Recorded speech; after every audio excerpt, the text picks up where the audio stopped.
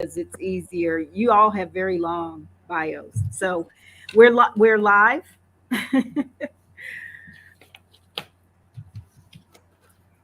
They said we're going live in 5 seconds.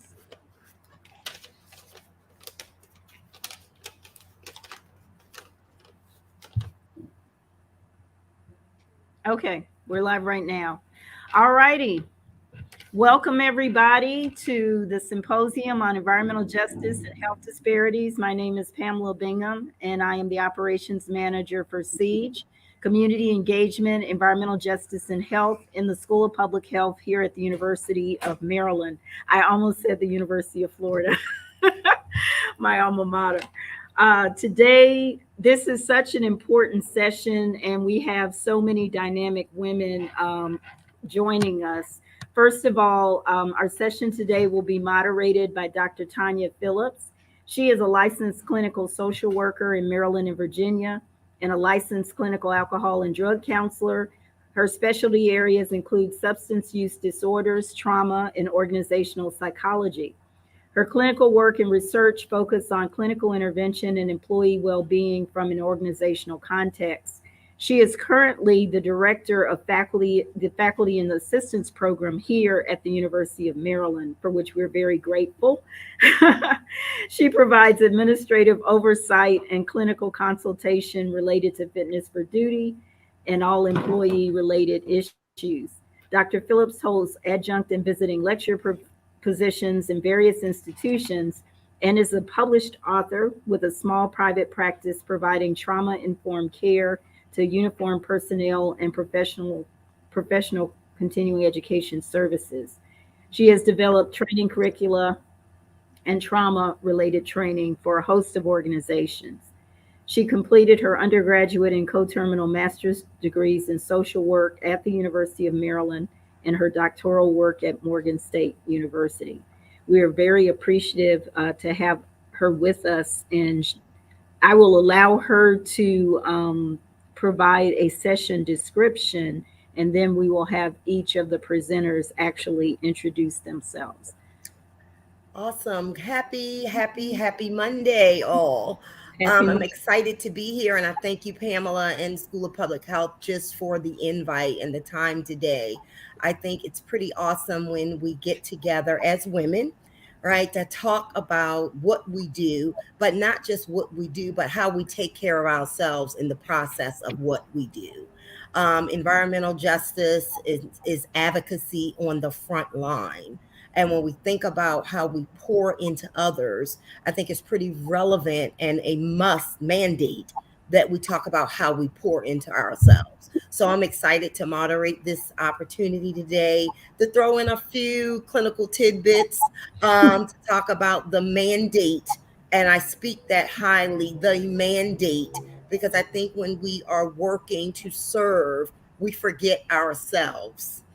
Right, we forget ourselves. So I would like to throw a mandate on the table that we pause, right, as women, as leaders, as change agents, that we pause and remind ourselves that we too are worthy of the work that we put out in the community. Fantastic. Thank you so much for that introduction, Dr. Phillips. So let me just say I have a personal connection to all the women on this panel, and I just think you are all so wonderful, and awesome is not a big enough adjective. You remember conjunction, not conjunction junction, but Schoolhouse Rock. You got to use your adjectives, unpack your adjectives. So I need to unpack my adjectives, especially for the mother of environmental justice, Miss Dolly Burwell. She joined us last year on the 40th anniversary of the Warren County, North Carolina protests. She is with us today. And Miss Burwell, you've just been such an inspiration to me and to so many others. Would you please introduce yourself in whatever manner you wish to introduce yourself? Thank you, Pam. Hi, all ladies on this panel. Let me thank Pam for her wonderful work, and whether she knows or not, know it or not, she is also a great inspiration to me. Um, she talked about women taking care of women.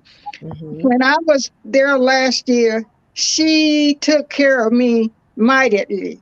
And so I want to publicly say thank you, Pam, for not only looking after me, making sure I got from point A to point B, making sure I was well taken care of. So let me just say that again, my name is Dolly Burwell, and I've held many titles, including congressional staffer, elected official, but the title that I hold today and that I've always held is that of a community activist. I am an organizer, community activist, and I feel like I was put in a place in 1978 through 82 and beyond to be a blessing to my community and to be there for women and children. Someone asked me the other day, why do I think I was called the mother of the environmental justice movement? And I had to think about that. And I think that the reason I received that name is because not only did I organize adults, but I organized young people and children, including my own daughter, who was like 9 years old at the time. So I will just talk to you a little bit more later on about how we as women during that movement looked out for one another. Outstanding. Thank you for that introduction. And now I'll swing around to my Mississippi homegirl, who I didn't even see this weekend in Mississippi. That's how busy she and I are. Ramona Taylor Williams is executive director of Mississippi Communities for, I just went blank, not Urban Progress, but you can introduce your Prosperity. You can introduce yourself, Ramona, because you do it better. Ramona's a transplanted Mississippian. Thank you so much, Pam. And it was just such an honor to be in this space with just these remarkable women, and Queen Mother Burwell, who has been a guide, I know, for me and many of us who work in the environmental and also just the social justice movement, how we do rely and have to depend on one another. When I met Pam, it was just a blessing, because I was recently new to Mississippi. I did not necessarily, although my roots and my parents are from the Delta and from Jackson. This was really my first experience. I come from a very urban background in community and economic development, with a strong emphasis on climate change and sustainable and equitable community and economic development. And when I met Pam at, I believe it was the White House Environmental Justice Advisory Council conference, and we just immediately blended. And that's when I learned that she was a native of Mississippi, of Jackson. And from that point, we have just been building and nurturing our relationship and knowledge sharing so that we will be able to be impactful in Jackson, in the state of Mississippi, and throughout the southeastern region. As Pam said, I'm the executive director and co-founder of now Mississippi Communities United for Prosperity. We started out in 2018 and just kind of evolved organically as the result of a $300,000 grant from the Southeastern Sustainability Network, SSTN. And we were funded to create a model around sustainability that could be replicated, that was replicable in rural communities. And so we were fortunate to get that money, and we piloted it, the Achieving Sustainability Through Education and Economic Development Solutions, a seeds model in a small community called Duck Hill, Mississippi. And Duck Hill is 100 miles north of Jackson and 100 miles south of Memphis. And I'll go more into the seeds model later on as we move into the discussion, and just kind of share. Pam, if I could figure out how to do and share my PowerPoint, I can do that, of the seeds model and where we are now. Okay, that sounds great. And certainly, last but not least, there are so many titles. I don't even know which one to use for Dr. Nataki Osborne Jelks.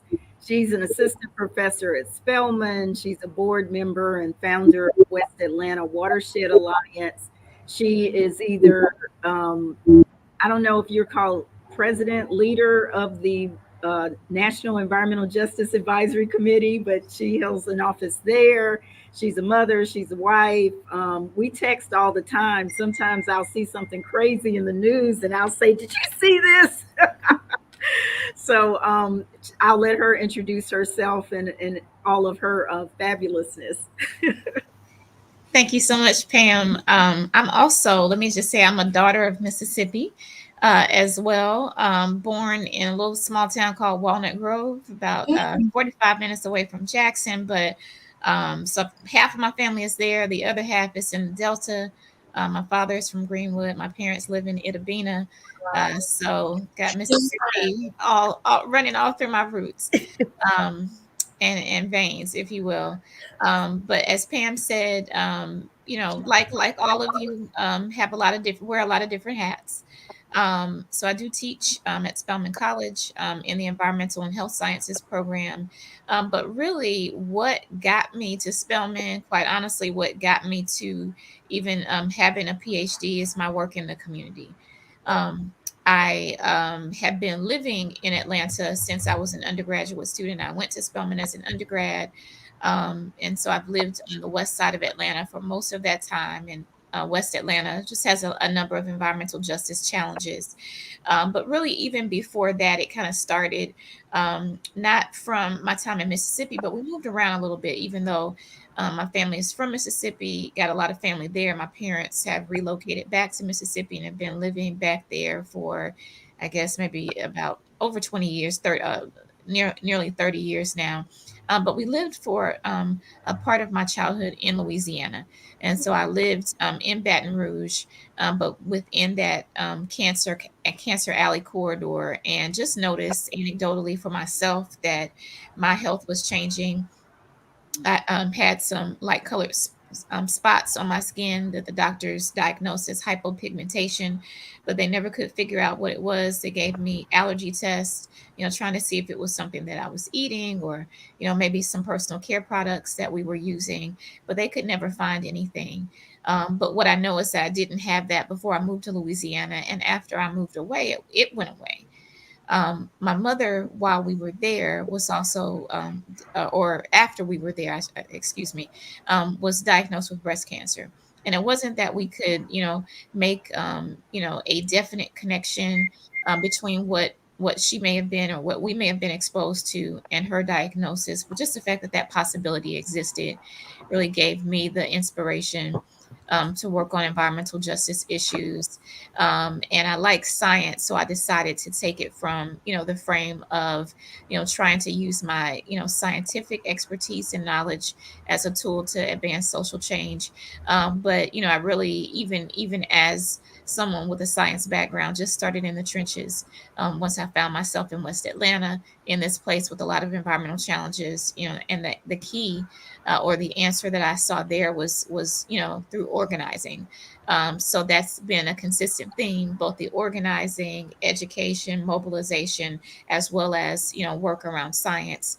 And I put a lot of my efforts into working, within my own community, in surrounding neighborhoods, and trying to arm people with the tools of community science, so that they can use, scientific protocols, approaches, methodologies, etc., to generate data that we can try to use to press for actionable change. So it is my honor to be here and to be a part of the conversation today.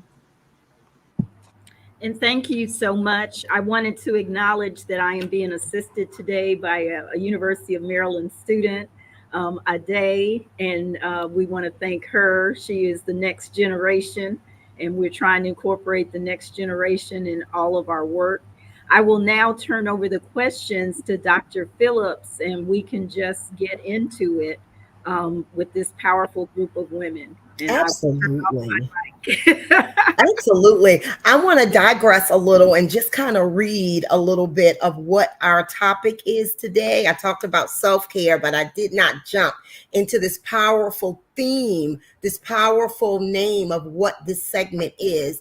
My Sister's Keeper. Celebration of women leaders in the environmental justice movement. And I needed to go back and read that because that is just powerful within itself. Celebration of women leaders in the environmental justice movement. Someone coined the statement, when you raise a woman, you raise a nation. Yes.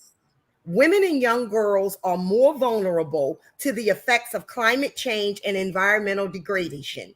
According to a study in 2016, women were more likely to experience a disproportionate environmental burdens and are less likely than male counterparts to have a say in making environmental decisions, both coupled to impact women's health.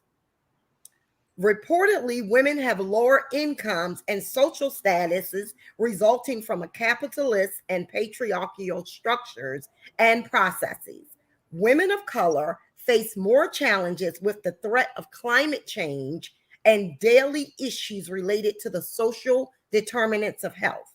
Hence, why this representation is so mightily powerful and important. Representation from women within the environmental justice movement is so imperative to facilitating change. Yes.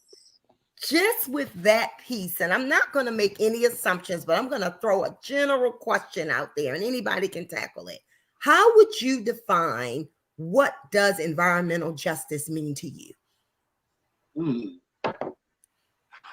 I think I will. Let me just start off because for myself, the way based on my experience, and the way I would define environmental justice is that all people, regardless of race, creed, or color, have the opportunity to live, work, play, go to school, go to church in a clean and safe environment. And in addition to that, that all people, regardless of race, creed, or color, must have the right to be engaged, participate in any, and be a partner in any decisions that is made about the development of their own community. That is how I would define environmental justice. Thank you. Anyone else? Any other thoughts on that? If you were thinking about speaking to the new generation and the next generation, or even a novice for that matter, that has no idea what this work is about, what would you say? I really think that that Miss Dolly just hit the nail on the head. Maybe what I would say, just depending on who the audience was, I just think about the right that everybody has to breathe clean air, to drink clean water, to have food grown in healthy soils, to not live in a polluted environment, to not work in a polluted environment, and to have some say so about the policies and the actions that govern our lives in our communities. If it's going to impact our health and quality of life, then we should have a say so in how those laws and policies are developed and how they're implemented. So I think she has said it, but if I translated it into some other words, that might be what I'd say. I agree. EPA, they have their definition of environmental justice, but it's kind of like a skeleton. For us, I know environmental justice is more in depth because we strive to create communities that are equitable, that are just, that are healthy, that are thriving, and that are sustainable. And that encompasses, I think Dr. Jux mentioned the social determinants of health. I think the social determinants of health are probably the closest in proximity to the work that I come from, the field that I come from in the community and economic development space, because it encompasses all. It encompasses housing. It encompasses the economic aspect of it. It encompasses overall quality of life.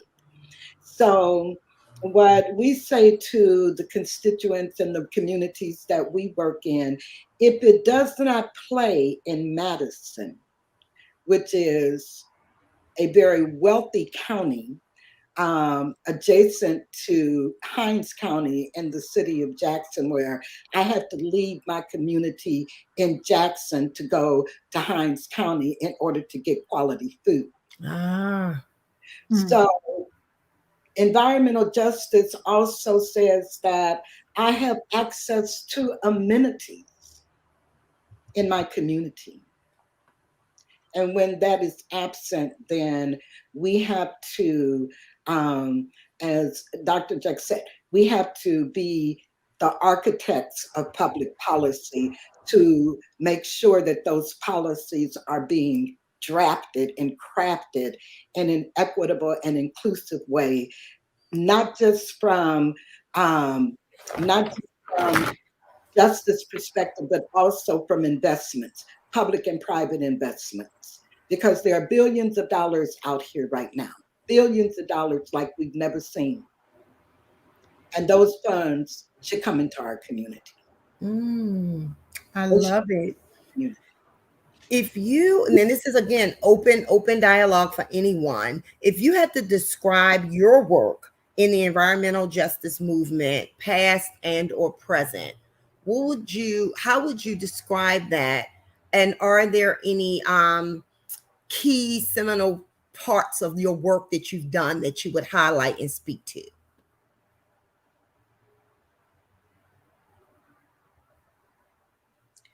Well, we're in Mississippi, right? And Mississippi is in and of itself a climate denier state. The state, the Mississippi Department of Environmental Quality has not defined even what a disadvantaged community is. Wow. They do not have an environmental justice policy. So our work is centered by two-tiered.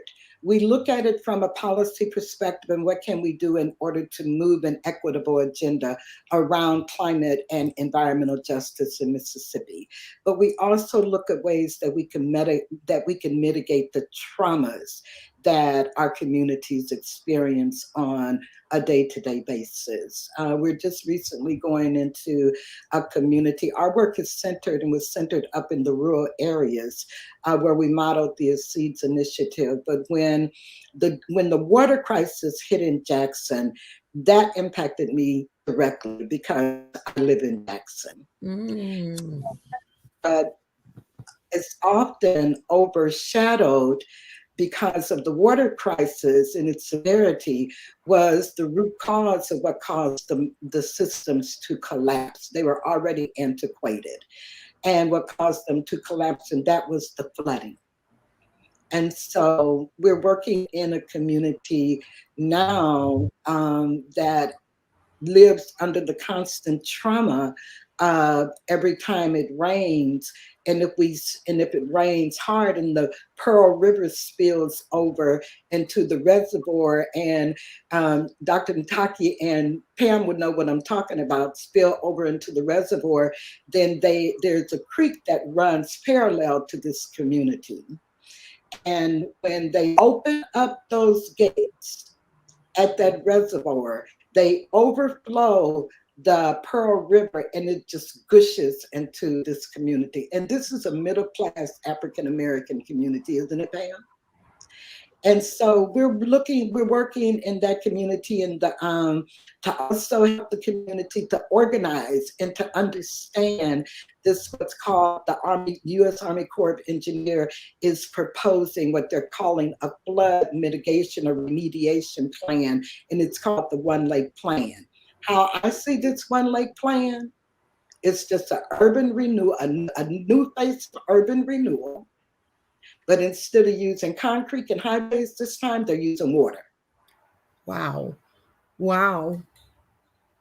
I would say that if I had to sum up my work over the past 50 plus years, and I'm dating myself, it would be organizing to bring about a better quality of life in my community, including political empowerment, economic empowerment, equality for women and children, and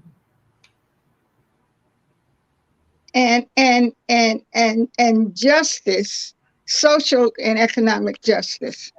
Yes.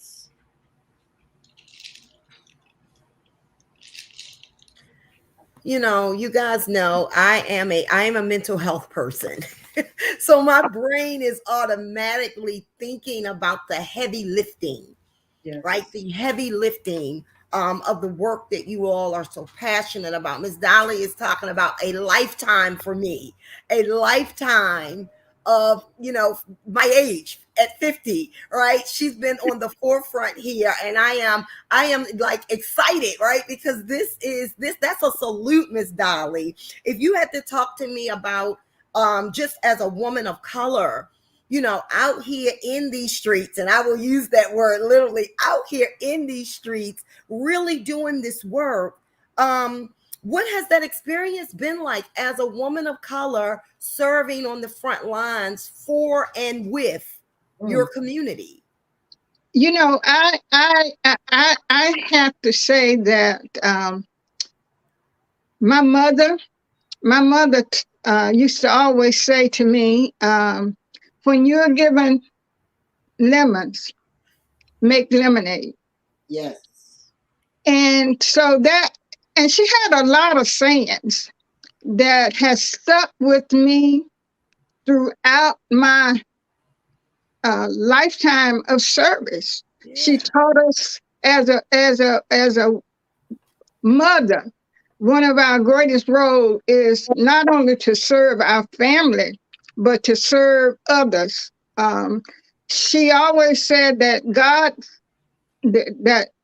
God called us to do justice, love mercy, and walk humbly. And she said, you know, the scripture didn't say love justice. The scripture says do justice. So in other words, she said to us, there's always a silver lining in every cloud. So when you at your worst, call on your faith. So being a woman of color, but also being a woman of faith, I have to make sure that I not only try to win the war, but to set battles along the way. Because as a woman, you have to be able to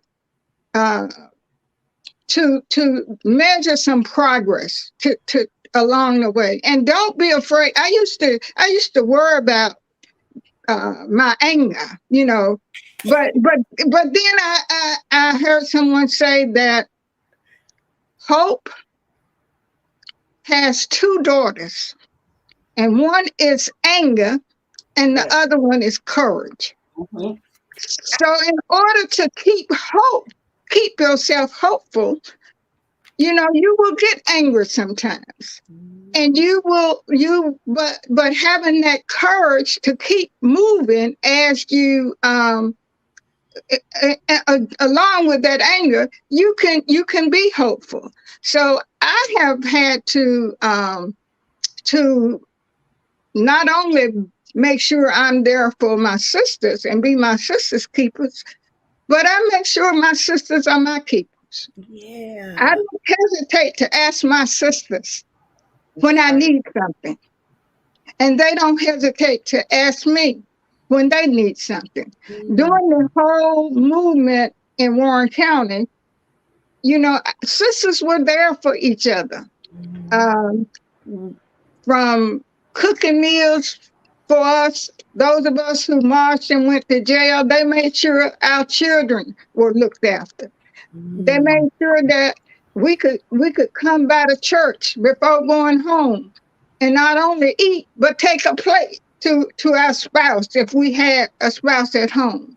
So I think that I would say to sisters, as you do this work, identify some small battles that you can win. I'll give you an example of Warren County. At the time that the PCB dump was sited in Warren County, we had one Black elected official. And the reason we had that Black elected official because he had the same name as two other white people in the county. Wow. And so when people were electing George Sherman to the county commissioner, It was a default win. George Sherman that was elected, even though Warren County has always been a predominantly Black county. Wow. Even during slavery, there were 14,000 slaves, 4,000 whites, and about 600 free Negroes. But we had never elected. So one of the goals I set is to become more politically empowered. Yes. And so we registered people to vote. And after that, in 1982, we elect a representative government. We elected 3 African Americans on the 5-member board of county commissioners. We elected 2 African Americans and a Native American on a 5-member board of the school board. We elected a Black sheriff. We named a Black county manager. Today, we have 5 Blacks on it, and who are working. We elected Eva Clayton to Congress. And so when we got ready to clean up that dump, we had a North Carolina senator who was able to get funding from North Carolina. We had Eva Clayton in Congress who was able to get federal funding. So becoming politically empowered in Warren County was one of the goals that I set, because I knew that fighting against that dump was going to be a war. So I would tell anybody to tell my sisters to set some small goals that you can accomplish so that you can feel like you're making progress. To dwell on your faith and don't be afraid to get angry. Ooh, that helped me. Thank you. Still on the same question. Anyone else? Because Ms. Dolly just sparked something that made me hear it. I heard the intersections of identity. If you had to think about yourself as a Black woman, a wife, a mother, a partner, a teacher, or whatever other hats we wear, what has your experience been with navigating all of the tasks on your plate and your passions in your work? I think that whenever we had the calling, and it is truly a calling. Mm-hmm. And once I realized that the obsession and the passion that I have for the work that I do, that it was a calling, I stopped resisting the call. And so there is, as freedom ain't never been free. Mm. And when we step out there when we step out there on the front line, they talk about frontline communities, but being on the front line is just what Queen Mother Burrow just said, being out in the forefront and trying to navigate the fears that our people have, especially in the South, to make those bold steps to say, no, we are not going to tolerate this any longer. We're not going to tolerate the injustices any longer. They are too in our face. The numbers and the data speak to who and what we are facing, the traumas that we face, whether it is from the health disparities that are literally off the chain, where in Montgomery County, a Black man's expected lifespan is 38 years. So it is, what does it mean to be out here? For me in Mississippi, it took on something entirely different because I did not know the culture, even though I was raised under the culture and in the culture. But being in the South, it takes on, you have to have a whole different strategy. You have to know when to push and when to pull. You have to be very strategic, and you have to have an army. And for us, in our Leadership Development Institute, we teach a course that's called Data as a Defense. Mm. We arm our constituents and we arm our residents. We inform them, we teach them how to retrieve data, where to go for it, how to use it, and then how to tell their story based on that data. Mm. That's our defense. So we try to fight them with tools that are available for us, because they do still hang folks in the community, right? We had a state senator, a senator that said that if she could be on the front row of some man at a lynching, that she would be there. That speaks a whole lot, right, about the challenges that we face. Absolutely. Absolutely. Dr. Jokes, anything for you on that question? Yes, and if you would allow me to also just say something about your previous question. I was so busy getting this wisdom, trying to write it down that I'm over here with fine. I mean, I have like a page of notes. Some of y'all can see this.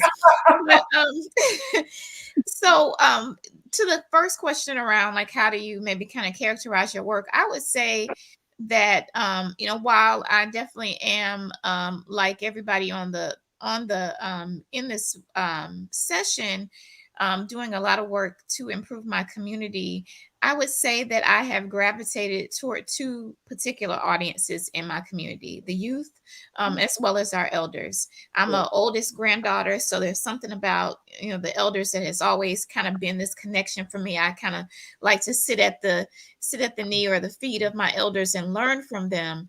But in this work, I've learned a lot in terms of the strategies, but also I've learned a lot about the local community knowledge that our elders possess, and how we can use that along with the data that Sister Ramona was talking about as our defense, or even as our offense as well. But also just that theme around working with young people, both in school and out of school. And I've done it kind of with high school age audiences, quite a bit. I do, teach at Spelman. So I'm trying to kind of teach and train the next generation of women to be environmental justice leaders and advocates and scientists and whatever else, policymakers, organizers, etc. But just there's just been something about, the young people. And from the perspective of my community-based organization, the West Atlanta Watershed Alliance, we say our audience is from K to Gray. So we're starting with the very young, and working our way up through the seniors, both teaching and training them, but being taught and trained by them at the same time. So I would kind of characterize my work kind of in those two camps. And I think, what it is that I've learned, kind of being out here in these streets, so to speak, is that we just have to have varied strategies.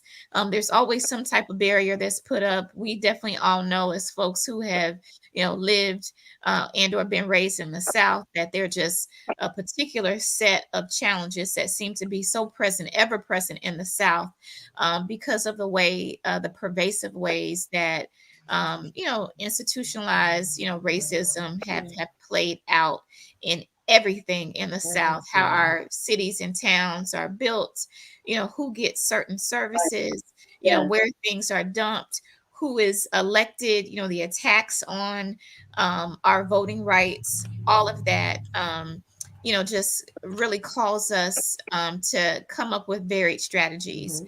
Because if you think you're, making some success here, and maybe we are, then, there's something else that comes in the way as a barrier, as a result, kind of indirect response to the strides that we make. And so while we definitely see some of that happening across the country, it just seems like the South there's a stronghold for that. And so it's really about, how we strategize. And when I think about these two audiences that I work with, it's about that knowledge, that wisdom.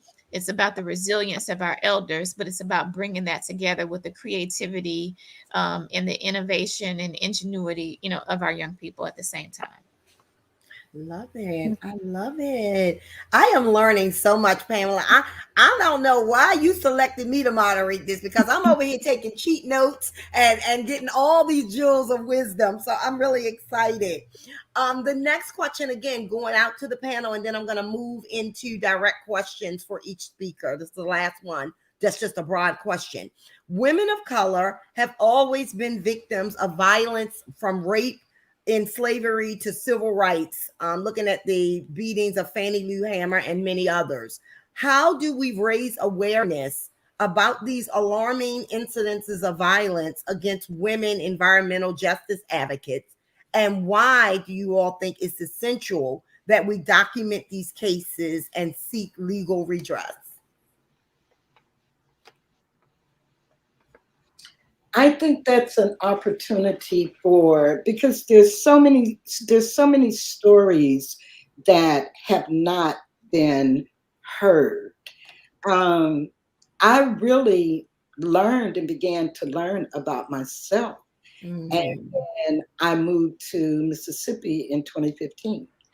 It also gave me a better understanding of my parents and the traumas that they experienced, being enslaved and living and the ancestors being enslaved, and then living them under codified Jim Crow laws. The stories, I never understood why my dad, who was just a remarkable man, why he never sent us back home or back to Mississippi in the summer, like my friends would go back to Alabama, Arkansas, or and even Kentucky.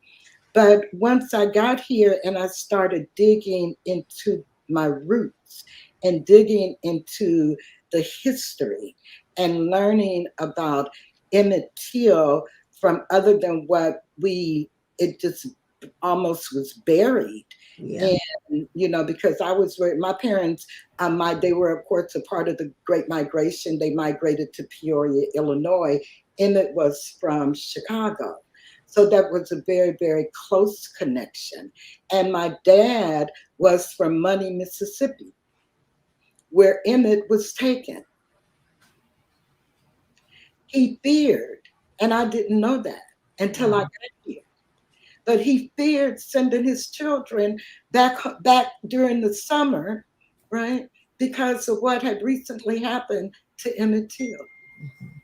So I have learned more about myself, more about my history. And I think it's just so important that we we do oral histories and we tell our story. Yeah. Tell those strong Black women. I know I come from a line of strong Black women. My grandmother, my great grandmother, my aunts. It was 7 sisters, the Mason sisters.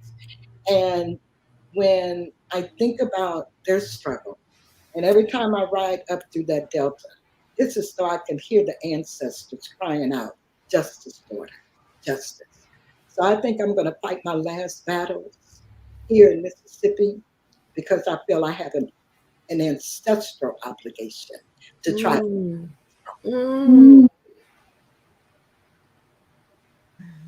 Yes, I do think that, especially my generation, has to be more comfortable with engaging in, we were kind of raised to not tend to other folks' business, not to ask questions. So my generation certainly has to be more willing to engage with other women, to share stories, to ask questions, to document stories, and be able to be real honest with our sisters. If we're going to be our sisters' keepers, then we gotta be willing to share their stories and ask those questions and be honest with them. Yeah, if I could just add to what has been said, I mean, I think they've said it. We've got to document, we've got to share these stories. I wanted to lift up a report that was recently released. And I'm going to click on my tab just so I can get the right name of it. It's called We All Deserve Safety and Peace. Amidst a surge in divisiveness, we as Black women advancing social justice are under increased threat. And so this report, there are 3 authors who are unsigned, but basically they are, telling our stories, and talking about how, in the eyes of some, because of this social justice work that Black women in particular are advancing, that we seem to be, public enemy number 1 within a larger context of a rise in racism, fear, hate, and violence in the United States. And so Black women are being differentially targeted. So I wanted to lift that up, and as a resource that people should look at, because it speaks very much to your question. Can you type that that article in the chat, Dr. Jones? Mm-hmm. All right. I think I hear so many common themes for this one discussion. I hear such a common theme of authenticity and transparency. All right, when we're thinking about doing this work and telling our stories and sharing our narratives, I think those 2 are the cornerstone for a good self-care program. Right? How authentic I can be. It allows me to release my truths into a safe space, and also how vulnerable I can be. It allows me to receive the support that I need from my sisters that understand the struggle. So I so thank you all just for that moment of transparency. So now to the questions that are directed. Did we lose Ms. Dolly? No, Ms. Dolly just popped back in. All right, I'll start my first question for Dr. Jelks. You ready? All right. As an academic chair and nationally recognized grassroots environmental justice movement leader, do those at the state level in Georgia believe that there is inequity in environmental protection? So I will say that, and thank you for the question, Georgia is typical of a Southern state in which, let's be honest, at the state level, there is no acknowledgement of environmental justice. We have no policies, no staff at the state level. No, some, states have, advisory boards and that sort of thing. We have none of that in the state of Georgia. So we're at, square one. There was an attempt in the Georgia state legislature to pass a bill that would, bring some acknowledgement of what environmental justice is, start sort of a study commission around environmental justice issues such that we could start to get some movement in our state environmental protection agency, but that it did not pass. There are, some efforts to try to get that back on the radar and hopefully at some point, passed. But, Georgia doesn't acknowledge those things at all. And, quite honestly, we can see some of the, statewide politics, kind of point to that. We have been successful in electing some new voices to the U.S. Senate, recently in recent years. But when you look at, leadership at the state level, it's not changed that much. And those are the same voices that, deny that there are any inequities that exist at all, unfortunately. In this, how do you push for systematic change around new or old ideas that are just not serving or are just flat out unpopular? How do you push for change? Sometimes it feels like we're taking we're throwing stuff against the wall to see what's going to stick. I'll be honest with you. We're trying lots of different strategies. The state level battle is kind of, that's a part of the long game. I've focused a lot of my efforts locally in the city of Atlanta, in Fulton County. Fulton County is the most populous county in the state of Georgia. And so we've, tried to look for, just like Ms. Dahlia was talking about, those, those wins. Where can we get some wins? Where can we get some, some breakthrough? While we're still working, on the long game, we're trying to, figure out, what are the perhaps easier targets to get some action to happen there. And in the absence of having things at the state level, and quite honestly, in some cases, at the absence of having things, at the city level, there is the county that has been one place where we've gotten an environmental justice amendment passed to the zoning resolution. It's been a few years ago now, but basically, when there are environmentally unwanted land uses that are proposed, different facilities or, companies may try to propose some a new facility or, some new process that they want to enact through the county, which unfortunately only covers the unincorporated areas of the county. So if you're in the city jurisdiction, it doesn't stand, but we've seen some assault, in some of those unincorporated areas. So it is helpful. But with this amendment to the zoning resolution, things have to go under an environmental justice review. We got a lot of pushback and flack from, people in real estate and, those who, were working on behalf of developers, but we were able to get that passed. And the late Emma Darnell, who was our Fulton County commissioner and an EJ warrior, helped to get that passed. So that's kind of one of those things. That's just one example of, we can't get it, sort of at the state level. We keep working at it, but let's see where we can get some inroads and work on changes there.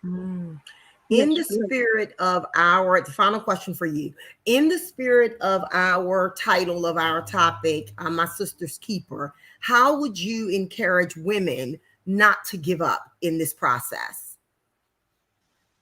I would encourage women to not give up. And part of that is, I think, being in community with one another, being able to lean on each other. Also, I think being able to having some sort of faith reference. And that's from my experience. That may not work for everybody, but from my experience, and the experience of many, women environmental justice leaders and activists who I've gotten a chance to meet and to work with and to interact with, there's something that's really strong about faith, some belief, about our connectedness, to each other, to the whole, to the work, but also to a power that is greater than ourselves. And so to be our sister's keeper, I think we've got to be in tune with those things, but also in tune with what makes us happy. I believe that we can pursue justice and joy at the same time. Put that in the chat. Put that in the chat. That was one of those key. That was one. I hope the listeners are out there getting that. I've shared with you all. I am this self-care guru. Justice and joy matters.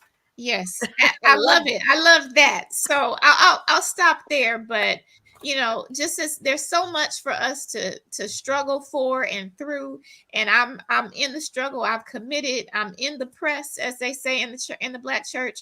But we got to find some joy at the same time that we are seeking out justice.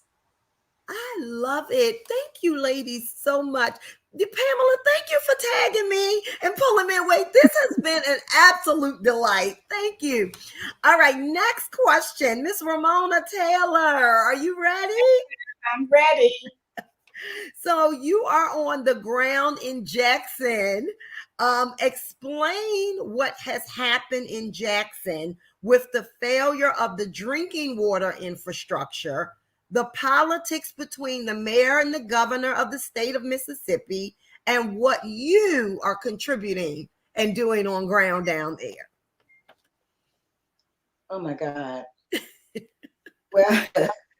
Well, you know that EPA, the Jackson water system, is basically under receivership, right? It has like an overseer. And maybe that's a good thing. I don't know, Hennepin. And as far the Department of Justice and the city and EPA just entered into an agreement that they're going to make the necessary or work towards making the necessary improvements that are needed. One of the things that we did was I partnered with Dr. Tracy Smith, and she has she's a doctorate of public health. And we wrote an op-ed around the water crisis and the impact and that it is having on our communities as a whole. But as you mentioned, Dr. Phillips, the importance of the mental stress that places under our communities. Even now, we are still having those traumas because we don't necessarily know that the water is clean, and the financial and economic burden that it places to have access to clean water. So what are we doing? We are educating as Mother Burwell said, we're looking at doing things in small increments. We're looking at focusing in a neighborhood because the water crisis impacted 168,000 people. So no way can we take it all on from a whole city perspective, but there are many organizations that are doing very good work, incredible work. So we're focusing, what are we doing directly? We're focusing on an area that experienced the flooding and organizing in those communities, bringing the resources to bear, the professional resources, the engineers. I brought Pam in, she's looking at it. We're partnering with Columbia University, their sustainability department. We have students that are going, last semester we had a cohort of students, and those students helped and worked with us in community to develop a comprehensive communications plan so that we can get all of the neighborhoods on one page, right? And understanding that yes, you will be your own autonomous neighborhoods and have your own associations and everything, but we have to get to a common agenda to address this issue. So we have a comprehensive communications plan. This semester, I just found out last week that we will have another cohort of Columbia sustainability students, and they are going to be looking at developing a sustainability plan, or at minimum laying the framework for a sustainability plan for this area. So that's kind of like where we are. We are doing community organizing. We engage youth in everything that we do in space. Last weekend, we convened our fall youth organizing for climate action and racial equity YoCare conference. And the youth learned how it was just really incredible.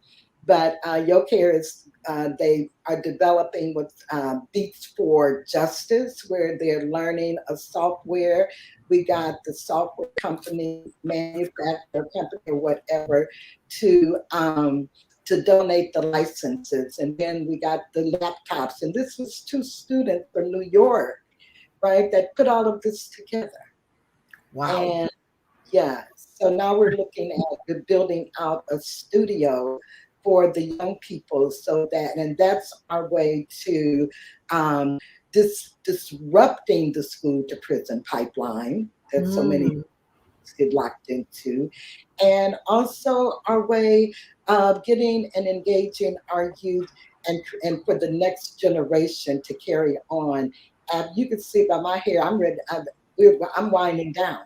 So we do need those children to carry on. So that's kind of the way that we're approaching it on the front line in the crisis, always educating, always building strategic partnerships. And, Dr. Natika, we were supposed to get together after the EJ Summit. So I'm just so thrilled to see you and be in this space. And we have to do that. Yeah, we have to do that real quickly. So that's where we are. And we're just grateful and thankful for the support that we get and the hard work, because you guys are doing the heavy lifting. You guys are doing the heavy lifting. And I am also honored to be seated here with the heavy lifters. Dr. Dolly, last but not least. I'm still doing my justice in Jordan. So here it says, for you, Black women such as yourself have played a key role in shaping the fight for environmental justice from a grassroots level all the way up to how federal agencies are addressing the issue. As a protester during the Warren County protest, how does it feel to talk about being a catalyst for change? Last September, Administrator Regan came to Warren County to make the announcement of the establishment of the Office for Environmental Justice and Civil Rights. And so as he signed the resolution, he said, I didn't bring but 1 pen. And this is the pen I'm signing with. I said, I deserve that pen. Yes, you do. Yes, you do. I was not afraid to let Administrator Regan know, number one, that in 1982, I said that the environmental injustice that have been placed on Warren County was not only was in addition to the race factor, but it also involved a violation of our civil rights. So it just did me so much good to see 40 years later, the Office of Environmental Justice is understanding what we were saying, what the women of Warren County were saying in 1982. Wow. that you got to connect our civil rights with environmental justice, the rights of environmental justice. But get back to joy and justice. I think we can really find joy in service. And so I think that I attended segregated schools, and many times when I got ready, especially in math, and I was a great student, but when I got ready to do my math homework, sometimes I would have pages tore out of my book and out of my math book, because we only got books that was hand me down from the white school. Yes. And sometimes I would get a page tore out, and on the following page it would say the N word can't do math. Wow. And so I vowed that if I ever got grown enough, that I would stand up for children and people, and I will fight to the last breath for justice for everyone. And so it really makes me grateful that God has allowed me to not only be a vessel for service, because my mother always told me that we were God's hands, feet, and mouths here on earth, and that He has given me an opportunity to serve my community, but also allowed me to be able to develop those skills. When this PCB was dumped in Warren County, I served on the board for the Southern Christian Leadership Conference. I served on the board for the Commission for Racial Justice. I was a member of the United Church of Christ. And so I had those connections and the tools to bring my community together to stand up against a powerful state of North Carolina. So I feel like I'm speaking for so many women from Warren County, Ella Baker. And whenever I get discouraged, I think about my ancestors, and I think that was one of the drawbacks, that the state didn't realize that the ancestor spirits live on in Warren County.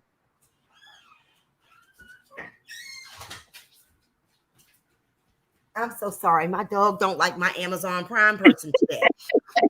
Yeah, so I continue to draw on my ancestor spirit, because I know that unlike my generations, when I was just saying the other day, when I was organizing around this PCB dump, I had to make flyers by hand and make copies. I didn't have social media. I didn't have Twitter. I didn't have, but God gave me the tools necessary for that time. So Miss Dolly, my brain is just ringing on fire. Like I'm like lit up by so many things that you have put out here.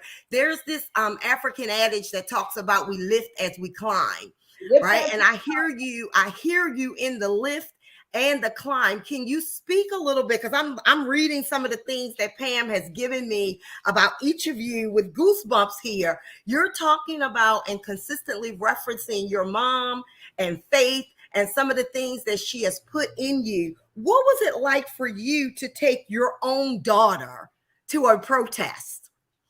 Well, I did it. I didn't do it wittingly in the beginning, but I had raised my daughter. She was.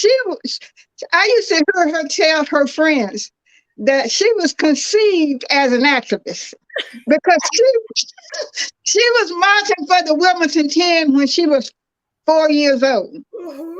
She would help work at the polls when she was 5 or 6 or 7 years old. So that morning, I really, because it was toxic and hazardous waste, I really was unsure about her marching and going with me to the rally that morning and then getting arrested. And I thought she was on the bus. And when I got ready to come out, she was in the living room. And I said, I almost got angry with her. And I said, you are supposed to be going to school. And she said, Mama, I'm going to go with you. If it's good enough for you if it's unjust enough for you to march, it's unjust enough for me to march. And she said, I know they can't. If they arrest me, they're going to take me to juvenile hall. And sure enough, she got arrested, but she had brought a lot of her children, her friends to the march. So that first day, it was probably 75 to 100 young people who were also marching that day with us. So as a parent, you think about these trucks are going to be carrying hazardous and toxic waste. Of course. So you protect your child. But I couldn't in good conscience say to her, it's worth me fighting for. And you want to fight, and I don't allow you. God, what a rich legacy. That's rich. That's rich. Yes.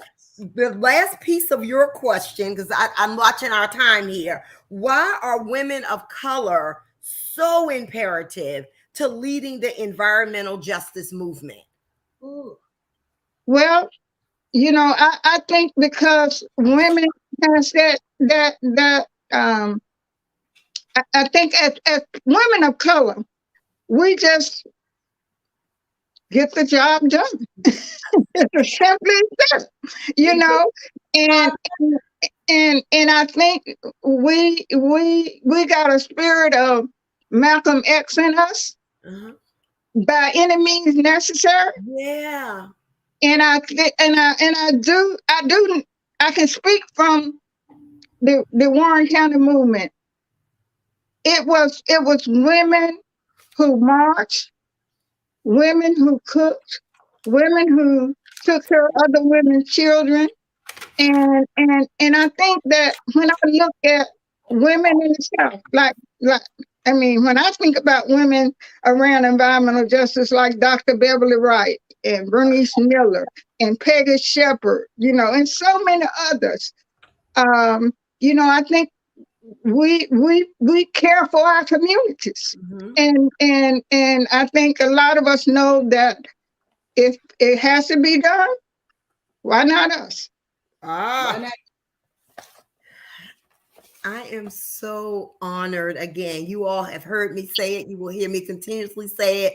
When this is over, I will still be bragging about the boldness of these strong women that have had the honor to sit with today. Is there anything else that I failed to ask or I failed to talk about here that any of the panelists want to put out there for the people that are listening? I would just like to say again that I'm honored every day to be even known as the mother of the environmental justice movement, but I'm ready for some grandchildren. Yes, I know what you're saying, Mama Bird. It's time to pass the torch. You're ready to pass the torch. And I'm inspired every day as I talk to young people, and I'm inspired as young people call me every day and say, tell me what I need to do to become a better advocate for environmental justice. And so let's keep training our young people. I heard many on the panel today talk about how they are working with young people. I too work a lot with young people because number one, it keeps me young. Yeah. From a selfish perspective. So let's continue to try to train our young people, give them the tools that they need in order to be good advocates. And I try to tell them, you don't have to be a martyr. And you need to be, you can't be concerned about what's happening in across the world if you're not concerned about what's happening in your own community. if I could I have 1 minute because I have to throw in this self-care piece because we are talking about taking time for ourselves and taking care of the community. I encourage people that I work with in self-care mode to pause, not stop, but pause. And the P in pause stands for pace yourself, pace. Yes. The A stands for assess what your self-care plan can be. The U in pause stands for understand your own strengths and limitations. So don't go making a self-care plan that you can't commit to. Yes. The S in pause stands for to develop a plan that's sustainable, right? Yes. Sustainability is in our pause. And then the E of your self-care plan in your pause means that I want you to enjoy.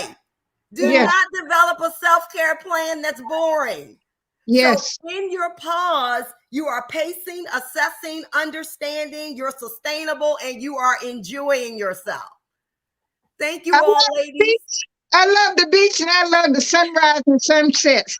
And every so often, I'm going to the beach and I'm going to watch the sunrise and I'm going to watch some sunsets over the ocean. And that renews me. Call me up, Miss Dolly. I'll be sitting right at your feet. Call me up. We got to plan a cruise, girls. Okay, yes. Pam, thank you so much. This has just been so enriching and invigorating and everything and enjoyable. And you know how much we love you. Thank you. Thank you all so much. If I could take a moment, how much time do I have? No time. I just wanted to say I have no time, but we have 15 minutes before the next one. The reason I really wanted us to have this discussion today, and I'm going to post it, we'll post it on our Siege YouTube channel, but most importantly, we'll be spreading the links. There are a lot of folks that I want to see this session because I'm constantly thinking about, and just going home to another funeral this past weekend, the person who passed, Mrs. Cotton, she was just like one of the most positive teachers in our community. And I woke up this morning thinking about her positivity and thinking about everything that she gave to us, all of the mothers on my street. We actually had community. And so the women in EJ, we are in community. Yes. And as we talk a lot about Damu Smith, who I love deeply, he's one of the first activists I met when I moved to DC. But I also think about Hazel Johnson. I think about Connie Tucker. I think about Margaret Williams, who was in Pensacola. And I've been thinking a lot about Sheila Davidson Presley, Nataki, because she's gone way too young. She's from North Carolina, Dolly, and around the Kinston area. And, we started out in this eco movement and going to Department of Energy sites and doing the same kind of work. And it just all makes me pause when I think that she did so much in such a short time and that she's not here. So we have to be here. We have to be here. And that is the most important thing to me about this session. We have to be here. And so we have to find some balance. And, the young people talk about it all the time, but, and it is, sometimes it gets on my nerves. I have to tell you the truth, but I'm getting it. We have to have the balance. We have to make sure we strengthen each other. We have to be partners. We have to be in community. We have to tell truth. Sometimes we have to tell each other, you're becoming the pot calling the kettle black. You're not doing what you should be doing. And that's why I thought it was so important to have Dr. Phillips moderate this session, because he is a resource for so many. So I want to thank everybody on this panel. I'm going to circulate the link widely. I want to thank Ade. She's been over here getting some wisdom too, and not on screen, but all of you are wonderful. You are truly my sisters. I hope that I am your keeper and you are my keepers. And we're going to do better, and we're going to keep working, but we're going to do justice and joy. Yes. I feel like t-shirts. At the beach. At the beach, right? All right. Goodbye, everybody. Thank you again. so much. Thank you. Thank you all, and have a blessed day, and enjoy the rest of the symposium. Thank you. Thank you. Thank you.